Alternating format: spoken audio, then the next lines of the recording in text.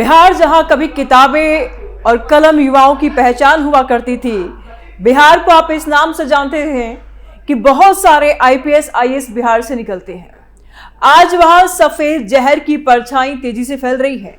गली गली कस्बों से लेकर बड़े बड़े शहरों तक एक ऐसा जाल बिछ चुका है जो दिखता नहीं है लेकिन जिंदगी बर्बाद कर रहा है। सवाल यह है कि आखिर ये नशा आ कहां से रहा है, कौन है इसके पीछे बड़े चेहरे, और क्या बिहार सिर्फ एक राज्य नहीं बल्कि एक बड़े इंटरनेशनल सूखे नशे का कॉरिडोर का हिस्सा बनता जा रहा है। दरअसल बिहार में सूखा नशा का जाल तेजी से फैल रहा है। पुलिस के आंकड़े बताते हैं कि पिछले 3 साल में इसकी बरामदगी कई गुना बढ़ गई है, जो इस बात का संकेत है कि नेटवर्क अब गहरा और संगठित हो चुका है। नशे की खेप असम, नेपाल और पूर्वोत्तर राज्यों से बिहार पहुंच रही है, जबकि कुछ मामलों में अंतर्राष्ट्रीय कनेक्शन जैसे बैंकॉक तक सामने आए हैं। तस्कर ट्रेन, सड़क और छोटे एयरपोर्ट का इस्तेमाल कर रहे हैं ताकि पुलिस की नजर से बच सके। सबसे ज्यादा चिंता की बात यह है कि इस जाल में युवा तेजी से फंस रहे हैं और स्थानीय सप्लायरों के जरिए ये नेटवर्क गांव-गांव तक फैल चुका है। कौन है नशे के सौदागर? बिहार में नशे का ये खेल कोई छोटा मोटा धंधा नहीं है, ये एक पूरा संगठित सिस्टम है जिसमें छोटे पैडलर से लेकर बड़े मास्टरमाइंड तक हर कोई अपनी भूमिका निभा रहा है। जांच एजेंसियों के मुताबिक ये नेटवर्क कई लेयर में काम करता है। ऊपर बैठे लोग कभी सामने नहीं आते, नीचे स्थानीय लड़कों को फंसा दिया जाता है जो कुछ पैसों के लिए अपनी जिंदगी दांव पर लगा देते हैं। और यही वजह है कि पुलिस को हर बार छोटे चेहरे मिलते हैं लेकिन असली सरगना पकड़ से बाहर रहते हैं। अब सवाल यह है कि नशा आता कहां से है, तो जवाब आपको हिला देगा। बिहार सिर्फ उपभोक्ता नहीं बल्कि एक ट्रांजिट रूट बन चुका है। नेपाल बॉर्डर से सूखा नशा की सामग्री आती है और कुछ मामलों में बैंकॉक जैसे अंतर्राष्ट्रीय स्रोतों से सूखे नशे को लाए जाने की खुलासे हो चुके हैं। और इतना ही नहीं, सूखे नशे को खिलौने, बैग और रोजमर्रा की चीजों में छिपाकर एयरपोर्ट तक से पार कराया जाता है, ट्रेनों के टॉयलेट्स में रखे जाते। सोचिए ये कितना गंदा है। इसे युवा कंज्यूम कर रहे हैं, खा रहे हैं, सूंघ रहे हैं। यानी ये कोई सड़क किनारे का खेल नहीं है, ये पूरी प्लानिंग के साथ चल रहा ऑपरेशन है जिसमें रूट तय है, चैनल तय है और हर कदम पर बच निकलने के तरीके भी तय हैं। इस खेल में कितने गिरोह शामिल? अब बात करते हैं कि इसमें कितने गिरोह शामिल हैं। तो आंकड़े बताते हैं कि ये सिर्फ 1 या 2 गैंग की कहानी नहीं है बल्कि इंटरस्टेट और इंटरनेशनल नेटवर्क मिल करके काम कर रहे हैं। और हाल ही में कई ऐसे गैंग पकड़े गए हैं जिनका लिंक बिहार, असम और दूसरे राज्यों से भी जुड़ा था। और कुछ मामलों में नेपाल बॉर्डर से जुड़े बड़े नेटवर्क भी सामने आए हैं। यानी ये पूरा गैंग सिस्टम है जिसमें सप्लायर अलग है, ट्रांसपोर्टर अलग है और लोकल डिस्ट्रीब्यूटर अलग है। अब सबसे बड़ा सवाल, निशाने पर कौन है? जवाब साफ है, बिहार का युवा, कॉलेज जाने वाला छात्र, बेरोजगार नौजवान, छोटे शहरों में रहने वाले लड़के जिन्हें जल्दी से पैसे का लालच दिया जाता है। पहले उन्हें नशे का आदी बनाया जाता है, फिर उन्हें ही सप्लायर बना दिया जाता है और देखते ही देखते इस दलदल में पूरी तरह से वो युवा लड़का फंस जाता है जहां से वापस आना नामुमकिन है। कैसे काम करती है ये गैंग? अब जरा इस गैंग सिस्टम की परतें को खोलते हैं और समझते हैं, क्योंकि कहानी सिर्फ सप्लाई की नहीं है, फंसाने की रणनीति की है। और यही से सबसे खतरनाक खेल शुरू होता है। मान लीजिए एक छोटा सा शहर, कॉलेज के बाहर खड़े कुछ लड़के, एक नया चेहरा आता है, दोस्ती करता है, पहले सिगरेट देता है, फिर अलग ट्राई करो ये कहकर गांजा देता है, लो कुछ अलग ट्राई करो। सब कुछ मजाक मजाक में शुरू होता है और लड़का भी करने लगता है। कोई खतरा महसूस नहीं होता उसको, लेकिन यही पहला जाल होता है। कुछ हफ्तों में वही लड़का आदत का शिकार हो जाता है, फिर जरूरत बढ़ती है और यही से एंट्री होती है डील की। कहा जाता है पैसे नहीं है, लड़का कहता है पैसा नहीं है, तो पेडलर कहता है कोई बात नहीं, ये छोटा पैकेट पहुंचा दो, तुम्हारा माल फ्री। बस यही से यूजर बन जाता है पेडलर। मतलब आप समझिए जरा ध्यान से, एक युवा लड़का जिसका उम्र महज 18 से 25 की उम्र के आसपास में है, उसको आपने पहले सिगरेट पिलाया, फिर आपने गांजा दिया, कहते कि आप कुछ नया ट्राई कीजिए। लड़का कहता कि अब पैसे नहीं है मेरे पास, तो कहते हैं एक छोटा सा पैकेट पहुंचा दो, तुम्हारा माल मैं फ्री में दे दूंगा। और ऐसे करते करते करते करते लड़कों को नशे की आदत हो जाती है। लड़का माल पहुंचाता रहता है, बदले में छोटा सा माल उसको मिलता रहता है, कभी पैसे की लालच, कभी नशे की लालच, लड़का पैडलर बन जाता है।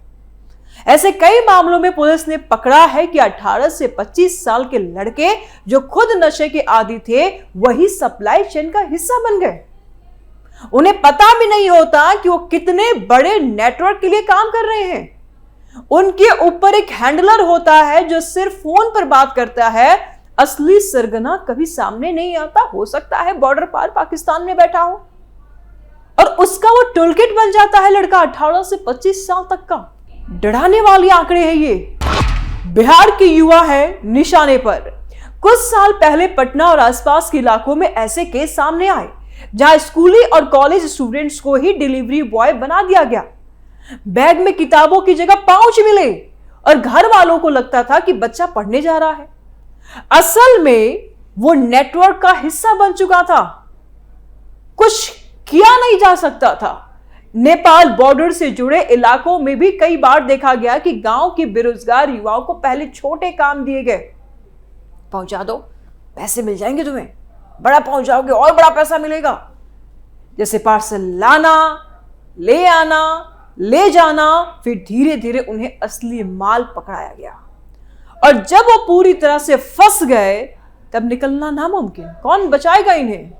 क्योंकि या तो कर्ज, या तो डर, या पुलिस का खतरा, तीनों तरफ से घिर जाते हैं ये लड़के। इस पूरे खेल में लालच, लत, दबाव, ये 3 हथियार है, और इन्हीं हथियारों से मासूम लड़कों पर अटैक किया जाता है। पहले लालच दिया जाता है, फिर लत लगाई जाती है, और अंत में दबाव डालकर उसी युवक को सिस्टम का हिस्सा बना दिया जाता है। यही वजह है कि नेटवर्क खत्म नहीं होता, क्योंकि हर दिन नए लड़के इसमें खींच लिए जाते हैं। एक गिरता है तो उसकी जगह दूसरा तैयार होता है, और यही इस नशे के कारोबार की सबसे खतरनाक सच्चाई है। जनरेशन क्राइसिस बना रहा है नशा। यह सिर्फ एक सामाजिक समस्या नहीं है, यह एक जनरेशन क्राइसिस बनता जा रहा है, क्योंकि जब युवा ही नशे में डूब जाएगा तो राज्य का भविष्य क्या होगा। अब बात नुकसान की, तो इसका असर सिर्फ व्यक्ति तक सीमित नहीं है, पूरा समाज इसकी कीमत चुका रहा है, परिवार इसका कीमत चुका रहा है। अपराध बढ़ रहे हैं, चोरी, लूट, हत्या जैसे मामलों में नशे की भूमिका सामने आई है। नशा करना है, पैसा नहीं है, लूटो, हत्याएं करो। कई ऐसे वारदात हैं जो ऐसे मामलों में सामने आई है। मतलब यह सिर्फ एक युवक को परेशान नहीं कर रहा है, उसके परिवार को कर रहा है, उसके समाज को कर रहा है, उसे अपराधी बना रहा है। बात नशे की सिर्फ नहीं रह गई है, अब ये बात अपराध की रह गई है कि ये अब लड़कों से अपराध करवा रहा है। परिवार टूट रहे हैं। सबसे बड़ा नुकसान मानव रिसोर्सेस का हो रहा है, ह्यूमन रिसोर्सेस का, मानव संसाधन का हो रहा है। देश की अर्थव्यवस्था पर भी इसकी गहरा असर पड़ रहा है। करोड़ों रुपए का अवैध कारोबार हो रहा है जो टैक्स सिस्टम से बाहर का है, जो ब्लैक मनी को बढ़ाता है और जो देश की आर्थिक संरचना को कमजोर करता है। अब एक और बड़ा सवाल, क्या इसके पीछे कोई बड़ा इंटरनेशनल नेटवर्क है? जवाब है, संभावना बेहद मजबूत है, क्योंकि जब सप्लाई नेपाल, पूर्वोत्तर और बैंकॉक जैसे रूट से आ रही है तो यह साफ संकेत है कि यह सिर्फ लोकल गैंग का काम नहीं है, बल्कि एक बड़ा संगठित नेटवर्क है जो सीमाओं के पार बैठकर ऑपरेट कर रहा है और 18 से 25 साल के बच्चों को बलि का बकरा बना रहा है, भूजे की तरह। क्या इनका कनेक्शन पाकिस्तान से है? आतंकवाद और पाकिस्तान कनेक्शन की बात करें तो सीधे तौर पर हर केस में ऐसा तो साबित नहीं हुआ, लेकिन एजेंसियां हमेशा इस एंगल की जांच करती है, क्योंकि सूखे नशे का पैसा कई बार आतंकी फंडिंग से जुड़ा पाया गया है और भारत में भी पहले ऐसे कई मामले सामने आ चुके हैं। इसीलिए इस खतरे को नजरअंदाज नहीं किया जा सकता। धुरंधर 2 की मूवी देखा है आपने? उस मूवी में पंजाब से एक लड़का जाता है, पिंडा नाम रहता है। वो क्या करता है? सूखे नशे का सौदागरी। कार्रवाई भी फिलहाल ऐसे लोगों के खिलाफ हो रही है। लगातार छापेमारी होती है, गिरफ्तारी हो रही है और बड़े बड़े नेटवर्क तोड़ने की दावे हो रहे हैं। और हाल ही में कई इंटरस्टेट गैंग पकड़े गए, बड़ी मात्रा में सूखे नशे जब्त हुए, बॉर्डर इलाकों में सुरक्षा बढ़ाई गई। लेकिन सवाल वही है, क्या ये काफी है? क्योंकि जब तक इस नेटवर्क के मास्टरमाइंड नहीं पकड़े जाएंगे, जब तक सप्लाई चेन नहीं टूटेगी, तब तक ये खेल चलता रहेगा। और यही सबसे बड़ी चुनौती है। बड़ा सवाल है, बिहार की यह तस्वीर सिर्फ एक राज्य की कहानी नहीं है, यह सिर्फ एक राज्य की तस्वीर नहीं है, बल्कि एक ऐसी चेतावनी है जिसे अगर अभी नहीं समझा गया तो हालात हाथ से निकल सकते हैं। सफेद जहर का यह जाल धीरे धीरे समाज के नशों में घुसता जा रहा है। और सबसे खतरनाक बात यह है कि इसका असर तुरंत नहीं, बल्कि चुपचाप अंदर ही अंदर दिखाई देता है। जब तक परिवार समझ पाता है, तब तक बहुत देर हो चुकी होती है। और आज जरूरत सिर्फ पुलिस की कार्रवाई की नहीं है, हमारे बच्चों को लेसन देने की भी है, बल्कि एक मल्टी लेयर लड़ाई की है। कानून को और सख्त करना होगा, बॉर्डर पर निगरानी बढ़ानी होगी, बड़े नेटवर्क तक पहुंचने की कोशिश करना होगा, पहुंचना ही होगा। लेकिन और इसके साथ साथ समाज को भी जागना होगा, माता पिता को सतर्क रहना होगा। बच्चा क्या कर रहा है, कहां जा रहा है, कोई अल्कोहल या किसी प्रकार कोई सूखा नशा तो नहीं कर रहा है।